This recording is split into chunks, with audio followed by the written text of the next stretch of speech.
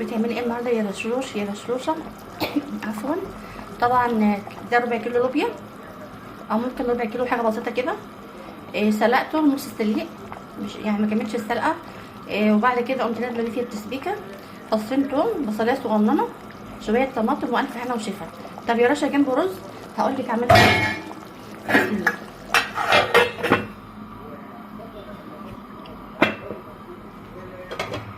بسم الله الرحمن الرحيم. دي صينيه معمر، كيلو لبن بقري. هتقولي يا رشا اللبن البقري؟ لا، ده بسم الله ما شاء الله بيخليه جميل جدا ولونه مصفر كده وحلو خالص. طبعا معلقه سمنه نباتيه، معلقتين زيت. تمام. قبل ده كله سبت الرز يتنقع شويه، لازم تسيب الرز يتنقع شويه، اقل ما فيها ساعه كده او حاجه. تمام اهو، وشويه ملح ومعلقه زيت والف هنا وشفا.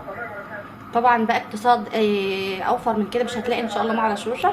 في امان الله، مع فيديو جديد ان شاء الله.